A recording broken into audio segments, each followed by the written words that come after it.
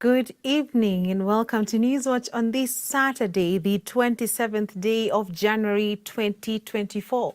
Hope you have had a good day. Thank you for choosing Hope TV, the station where you look and live. I'm Tess Njenga. Let us take a look at the day's events. Azimio la Umoja One Kenya leader Raila Odinga has condemned the increasing incidents of femicide in the country, emphasizing the urgent need for decisive measures to be taken against those responsible for these heinous crimes. The opposition leader was speaking in Tononoka, Mombasa County, whereby he stressed the significance and crucial role of women in the country, further highlighting the importance of ensuring their protection and safety. Odinga's remarks come at a time when nationwide peaceful protests are being held to advocate for immediate action to addressing the pressing issue, with women's rights movements asking the state to classify femicide as a national emergency. Grace Ahati reports.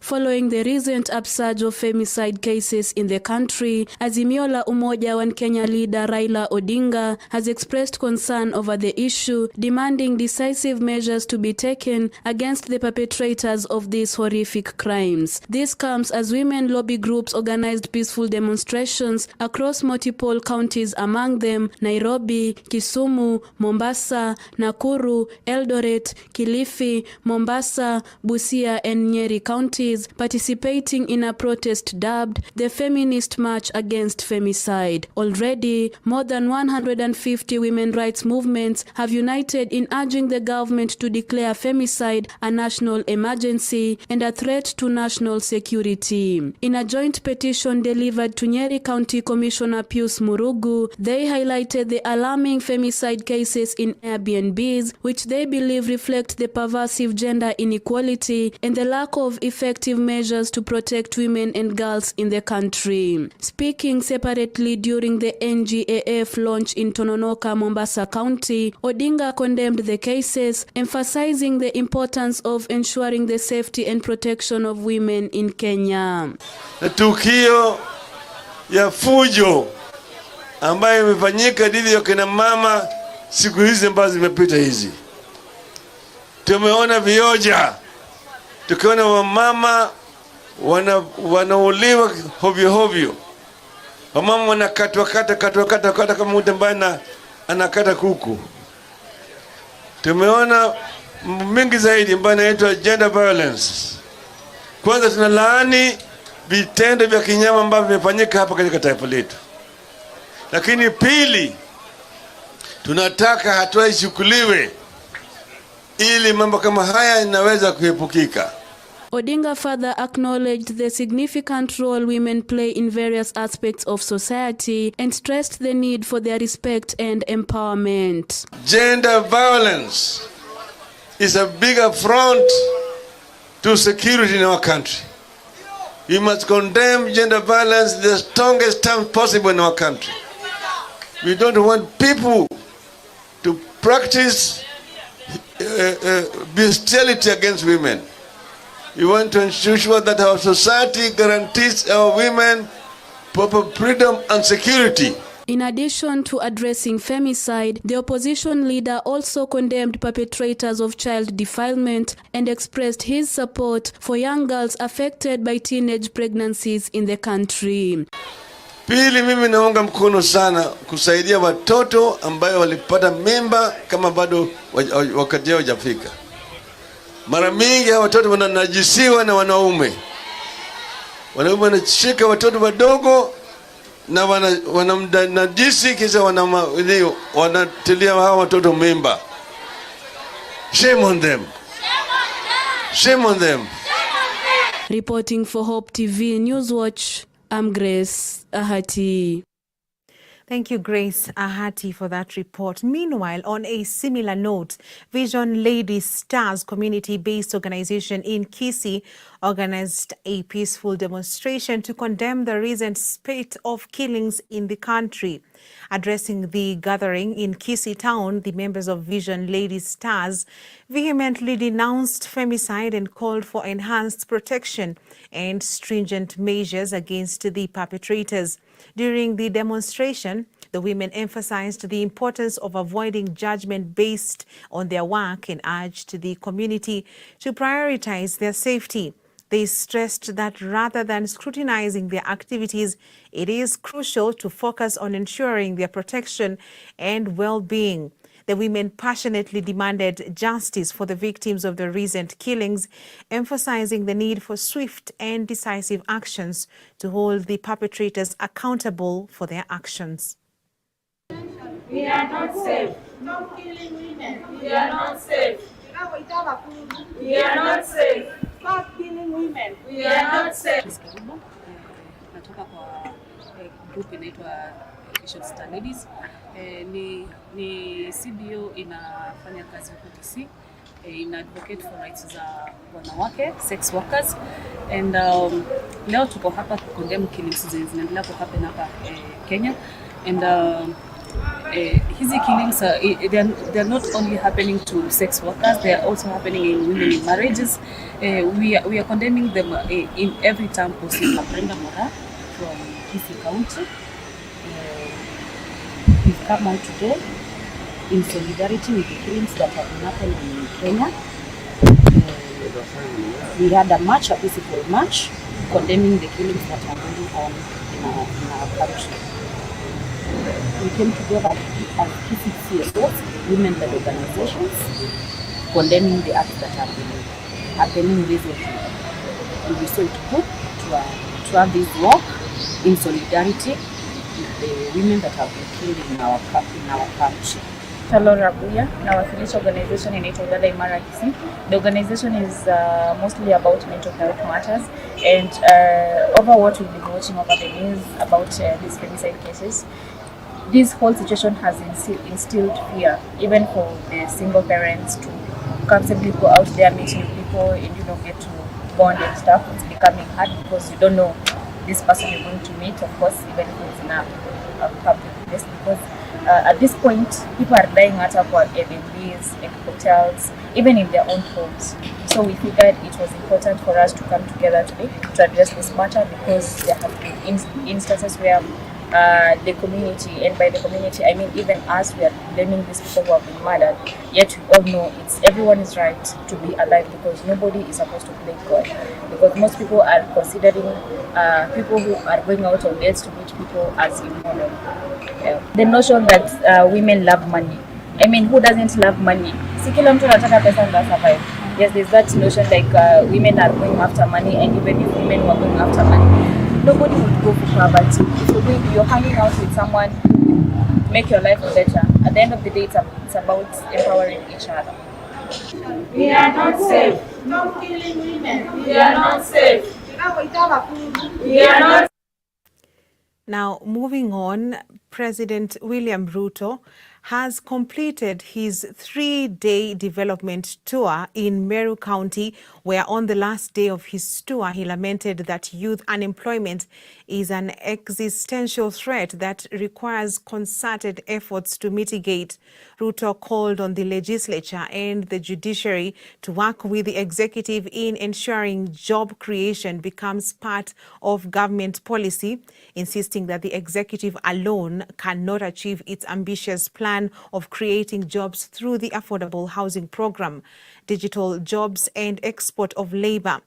Ruto's 3-day tour of Meru saw him launch various development projects in company of both national and local leaders. Delias Wanjiru reports. As he works around the clock to deliver his promises to the people, President William Ruto has acknowledged that youth unemployment in the country is turning out to be a problem, and if not addressed, unemployment could turn into a serious threat to the country. Kwanza nikiuliza hapa Nkubu, watu ngapi hapa vijana wako hapa na hawana kazi? Sasa unaona hii? Si hawa vijana wote ni wa Kenya? Na watu hawana kazi. Na kuna watu wanaketi chini mahali fulani ati wanapinga ati tusikue ni mpango ya kupanga ajira ya hawa watu. Kwani wanataka hawa vijana wafanye kazi gani? Sijui kama tunaelewana. Ati wameenda kotini wanazuia mambo ya housing. Ati wameenda kotini hawataki digital jobs. Ati wameenda kotini hawataki export of labor. Mimi nataka niwaulize hawa watu. Kwani mnafikiri nyinyi ni kina nani jameni? Kwani Kenya ni yenu peke yenu? Si Kenya ni yetu sisi zote? Na mimi nataka niwaambie wale wenye uwezo. Unajua shida ya Kenya hii, there are people who believe this country belongs to those who have power and those who have connection. I want to tell them it is time for the child of nobody, for the child of the village to also get an opportunity to work. This country but does not belong to the powerful. It doesn't belong to those who have connections. It belongs to every Kenyan. He made the remarks on Saturday as he ended his 3-day development tour in Meru County as he launched various development projects in Imenti South, Imenti Central and Imenti North constituencies. He said it is a waste to spend billions on the education of Kenyan youth, yet they have no job or business opportunities. For the first time, we must have a plan as a nation on how to create jobs for our young people. We have millions. Tuko na watoto wa Kenya. Tumetumia pesa nyingi kuwasomesha. Wazazi wameuza mali, wameuza ng'ombe, wameuza mali yao kusomesha watoto. Ni kweli ama si kweli? Alafu hawa watoto tumetumia pesa nyingi kuwasomesha, wako nyumbani kwa sababu hawana ajira. Hiyo ni makosa makubwa sana. Ndio nimesema mwaka huu, for the first time, tunataka kuwa na mpango ya hawa vijana kuwa na ajira. Na tuko na mpango mara 3, nataka mnisikize vijana wa hapa Ngobo. Vijana mko? Mimi nataka vijana wa Ngobo wajue muko. The president said government is keen on exploiting the digital economy to create jobs for the youth, noting that already 120 youth people are monetizing their talent at digital hubs that are being established at Technical Training Institute and ICT hubs in the wards. Hatua ya pili, nimekubaliana na huyu mjumbe wenu ya kwamba hii South Imenti tuwe na ICT hubs 6 na tumempatia pesa ya kujenga. Hiyo ICT hub 6 tunataka vijana 200-300 in every ICT in every ward.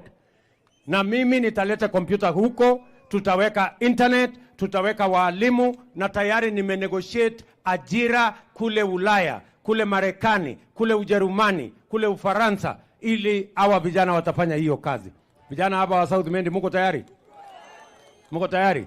At the same time, President Ruto said the government is committed to enhancing the country's agricultural productivity by supporting farmers to produce more to achieve food security goals, reduce the cost of living and food imports, increase exports and create jobs in the agricultural value chain. Nyinyi wakulima tutasaidiana hiyo mpango? Si tuzalisha chakula tuuze Kenya? Na ikibaki tuuzie wengine? Ndio tupate pesa? Na ile pesa badala ya kulipa wakulima wa sehemu zingine, sisi tuwalipe nyinyi. Si ndio? Muweke pesa kwa mfuko kwa kuzalisha chakula ya Kenya. That is our plan. Deputy President Rigathi Gachagua urged Kenyans to rally behind the president and support government programs aimed at transforming their lives. Huyu rais amehangaika, alimekuta madeni mlolongo, ametengeneza, imeanza kulipwa na sasa amerudi kwa kiwanja kupanga kazi. Nemoko monyiterera. Mutamushikilia. Huyu rais, unajua mimi najivunia kuwa msaidizi wake kwa sababu ni mchapa kazi. Anafanya kazi na ako na bidii. Reporting for Hope TV Newswatch, my name is Nelias Wanjiru. Much appreciated, Nelly Wanjiru, or rather Nelias Wanjiru. Moving on, National Assembly Leader of Majority Kimani Ichung'wah has issued a stern warning to the judiciary over what he termed as a case of judicial overreach. Ichung'wah has threatened to rally Parliament to withhold budget allocations to the judiciary, citing the continuous obstruction of government initiatives. Speaking when he accompanied President William Ruto during the launch of the Kieni Kiandege Moroga Marara Road in Meru County, Ichung'wah criticized the judiciary for allegedly being exploited by rogue individuals to disrupt the government's efforts to generate job opportunities for young people through the affordable housing project. Hawa vijana wa majengo miaka mingi hawajakuwa na kiongozi ambaye yako na mpango dhabiti ya kuhakikisha wako na kazi, warudishe pesa kwa mfuko. Rais ameleta kazi kwa mradi wa housing, lakini iko problem kidogo. Mnajua iko wapi? Mnajua problem iko wapi? Problem iko huko Nairobi. Iko wajeuri. Iko majudges. Judge mwenye analipwa mshahara na hawa vijana wa majengo. Judge mwenye analipwa mshahara na mama mboga. Na amepewa nyumba ya serikali na rais juzi ameweka kwa mpango wapewe magari ya leasing ya serikali. Wanasema mwananchi wa kawaida wa majengo hana haki na hafai kuishi kwa nyumba ya maana. I was saying what we are asking respectfully to our judiciary is to ensure that they curtail their judicial overreach and ensure that their judiciary is acting in the best interest of the people of Kenya, to the millions of youth who they are throwing out of employment, to ensure they protect those jobs. Kwa hivyo rais, wewe endelea na kazi yako. Wale kwa judiciary wakikusumbua, tafadhali tuachie kama wabunge, tunyoroshane na wao. Tuwanyoroshe ama tusiwanyoroshe? Si huyu Rahim ndiye mmepea mamlaka ongea on your behalf? Iko judge mmepigia kura hapa Meru? Iko justice mmepigia kura aongelee? Rahim ndiye mmepea kazi. Rahim aongeleshe ama asiongelee? Asanteni, Mungu awabariki. Well, on that note, let us take a short break on Newswatch tonight. We have plenty more coming up. Stay with us.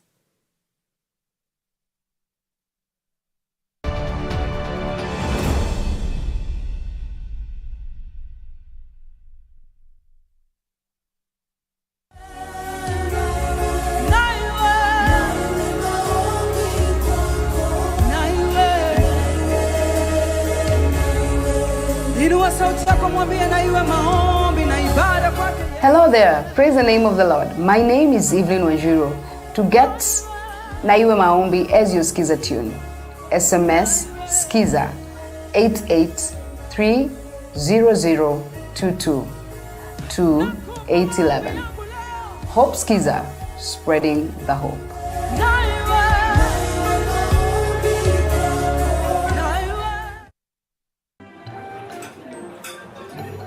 I've actually been trying to find a balance. It's been really tough and hectic, but everyone says once you get a hang of it, it becomes better, and I don't know, but I'm hoping to find a balance soon because it's really been hectic. But you've been in the job industry for a long time, so I think you would know better. Cindy? Huh? What time is it?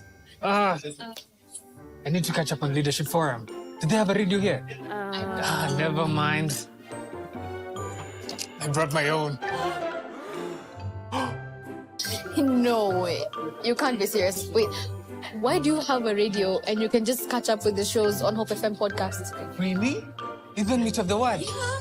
I mean, you can find them on whatever platform, name it. AfriPods, Google Podcasts, Apple Podcasts, Spotify, you name it. But I'm not subscribed on any of them. So no worries. You can just check out the latest episodes on hopemediakenya.org. You can now listen to select Hope FM programs on your favorite podcast streaming platform or directly on our website, www.hopemediakenya.org. Listen and live.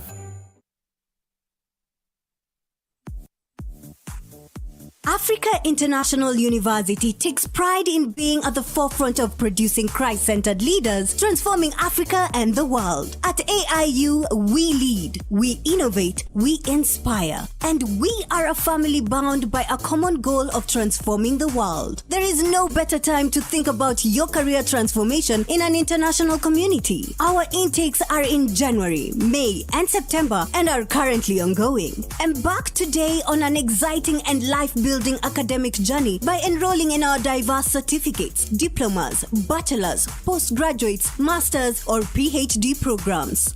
Africa International University, a university in the heart of Africa with Africa on its heart. Je, ushawahi kuweka jambo kwenye mizani? Ushawahi kupata uzito wake? Haya basi, usitapetape zaidi. Naomba unigande, maana mizani ipo hapa kwa ajili yako. Vyakula na mbegu za kitamaduni, na kutuliza fikra na kukuwezesha kupima masuala ibuka katika jamii, tena kwa busara. Tukutane mizani kila Ijumaa saa 1 machweo kwenye runinga ya Hope TV.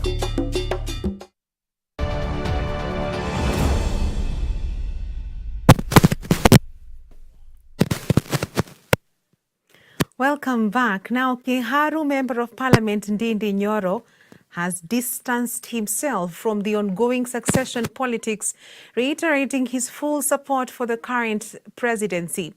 Ndindi says that he respects President William Ruto and his deputy Rigathi Gachagua. This comes amidst an ongoing political debate where a section of leaders from the central region have endorsed Karu Member of Parliament Ndindi Nyoro to serve as President William Ruto's deputy in 2027. Deputy President Rigathi Gachagua earlier warned against premature succession politics in the Mount Kenya region. I want to make it very clear. Mimi ni mbunge wa Karu na mimi nataka nipongeze rais wetu kwa ile kazi anafanya. We kama watu from where I come from, Mount Kenya region, sisi kama viongozi wa Kenya Kwanza wote, we are solidly behind the President of the Republic of Kenya, and we are fully behind his government, including the Deputy President wake kama rais wetu. Na sisi tunataka hiyo moja iendelee katika serikali. Tunaheshimu viongozi wetu wakituongoza.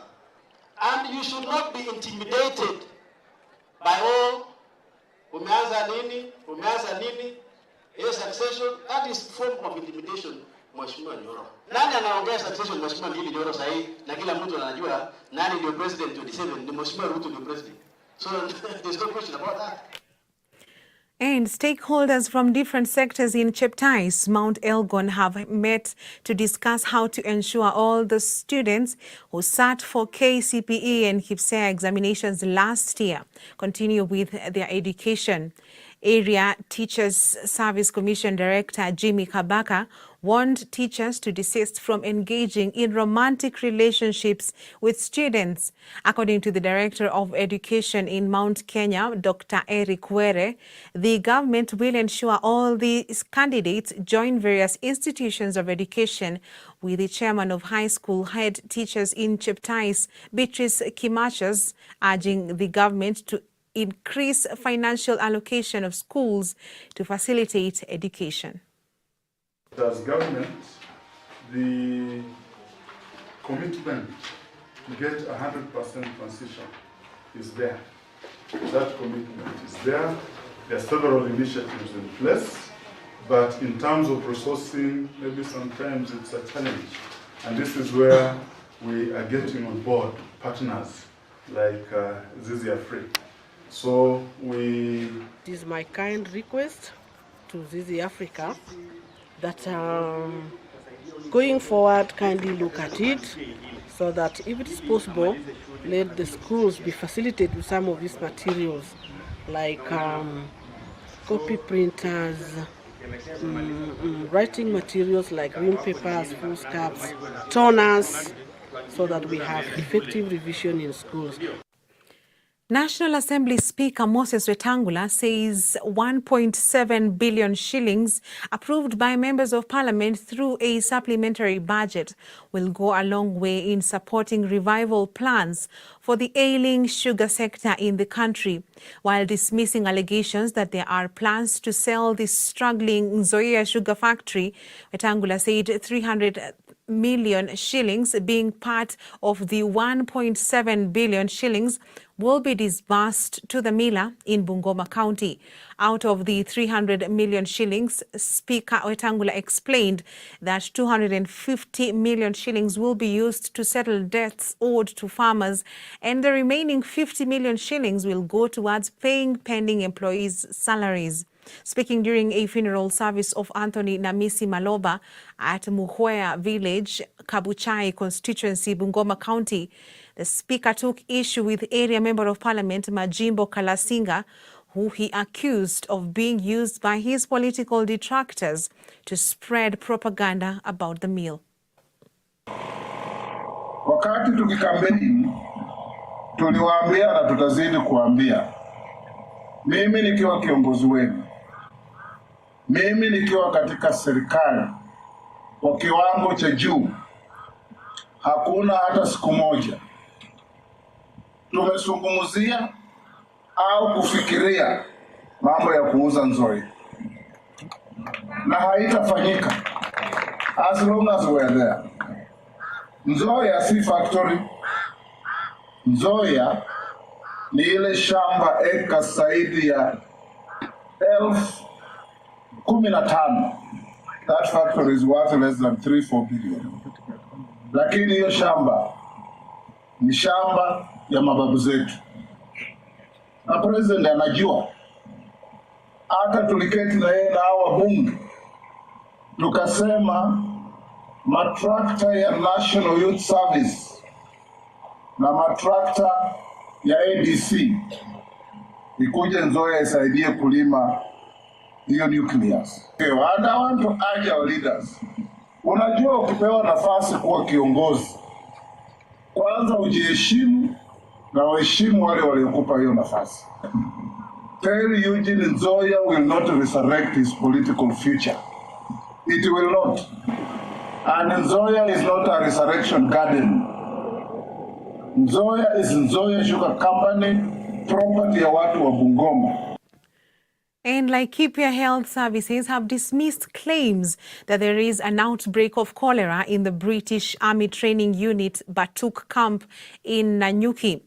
Laikipia Chief Executive Committee in charge of health, Albert Taiti, speaking to the press on Friday in Nanyuki, said that the information circulating in the social media and reported by a section of mainstream media were false.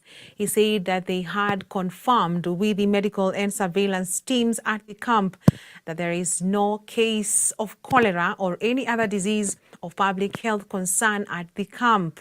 He urged residents to continue observing healthy habits for prevention and protection from diseases and other infections, and at the same time revealed that cholera is not transmitted from monkeys to humans. Reports going round in the social media alleged that the outbreak of cholera in the army unit was a parasite subtribe linked to a farmed monkey in China.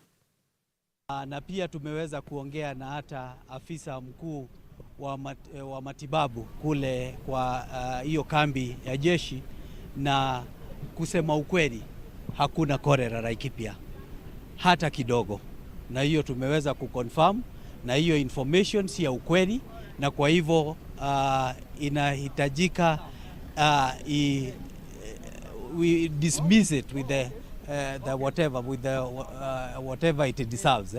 Otherwise, that one is a dangerous alarm, which of course we have also sent our officers to be on the ground, and I'm also right at the moment doing a statement so that everybody can know that we don't have cholera in Laikipia.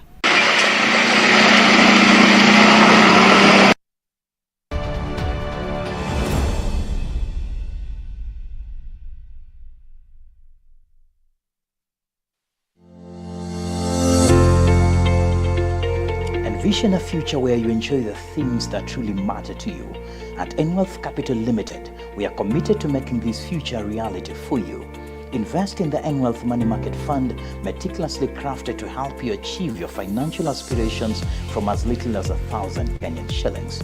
Visit www.enwealth.co.ke/capital or call 0700-617-443 for more information. Enwealth, for a better tomorrow.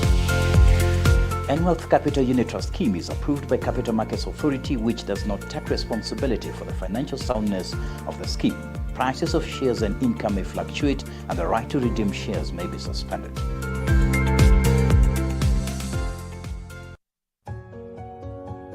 You, the listener, are the reason why we go on air. You, the friend of hope, are the reason why hope is alive.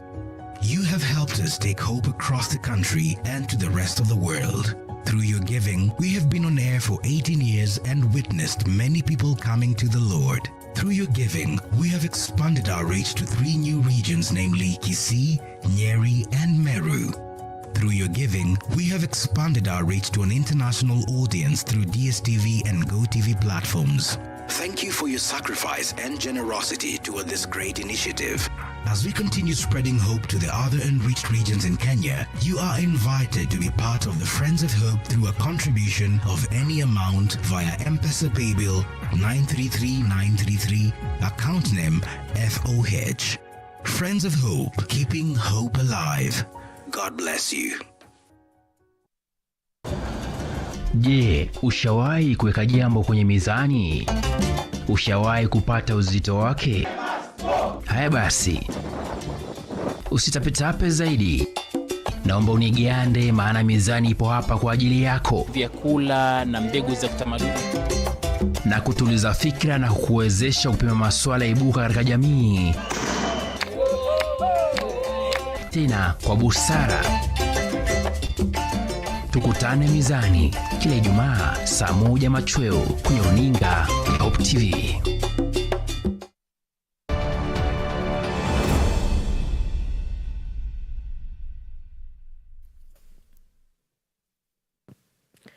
The International Fund for Agricultural Development will spend $250 million in an 8-year program aimed at enabling communities to manage natural resources in 10 counties in the country. The program, dubbed Integrated Natural Resources Management, which is still at the design stage, will create incentives for communities in the targeted counties to be able to manage their natural resources and at the same time improve their livelihoods. In West Pokot County, the program will scale up results of previous IFAD's intervention to the Cherangani Hills and Mau West water towers to further enhance the sustainable use and management of natural resources. The program goal is to contribute to improved rural households on food, nutrition, and income security in a sustainable and resilient ecosystem. How we can support particularly natural resource management and livelihoods activities. So this is a $250 million project that will be implemented in 10 counties and over 8 years period. So West Pokot is one of the benefiting counties. And I know if that project is well implemented, it will go a long way to help in the conservation of environment in this county, which will again impact positively in the food security, because we know climate change is a big risk to us as a county and also as a country and also the world. One of the key objectives of this program is to address matters of environmental management and conservation, through integrated natural resources management. Now, across our borders, South African President Cyril Ramaphosa has said that Israel's alleged crimes against Palestinians in Gaza have been laid bare in the International Court of Justice ruling on Friday. Ramaphosa also said his country, which lodged the genocide case against Israel at the top UN court, is happy that the Palestinian people's cries for justice have been heeded by an eminent organ of the United Nations. The court ruled in a preliminary order that Israel must do all it can to prevent deaths, destruction, and any acts of genocide in its offensive in Gaza, but did not order a ceasefire by Israel, which South Africa had pushed for. Ramaphosa, in a live television address in South Africa hours after the ruling, called for a ceasefire to enable negotiations for Israel and Palestine to live side by side. Some have told us that we should mind our own business and not get involved in the affairs of other countries. Others have said it was not our place. And yet it is very much our place as a people who know too well the pain of dispossession, discrimination, state-sponsored violence. To those who need support, as well as ensuring that the State of Israel, which is currently the occupier and administrator in Palestine, provides the necessary basic services that the residents of Gaza and the West Bank require. This case was very much about international bodies ensuring that they exercise their responsibility to protect us all as global citizens. All member states of the United Nations have attached their signatures to a range of instruments. But when lives are threatened, these instruments are not brought to bear. And South Africa had the view that we could not stand idly by and continue to observe the killing of thousands of Palestinian citizens who had no role in the awful act of hostage-taking and killing that was done by Hamas. And therefore, we thought it important that we do report and apply to the International Court of Justice that the measures provided within the Convention for the Punishment and Prevention of Genocide are brought to bear, and that the State of Israel is called upon by the judges to act to protect civilians and to end the massive level of harm that we have seen since the Israeli action began. And we agree entirely with the judges that Hamas should release the hostages that they're currently holding. We also, in our various engagements with our partners internationally, believe the moment is now ripe for there to be negotiations for a two-state solution to end this conflict decisively. Well, and to the Africa Cup of Nations, I'm informed by my well-able director Davis and my camera person Andiva that Angola are currently leading by 3-0 against Namibia with about probably 14 minutes to go.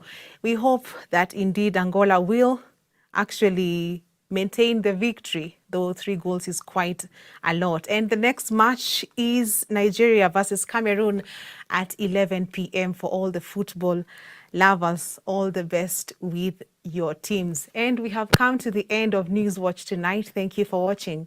I'm Tess Njenga. Have a good night.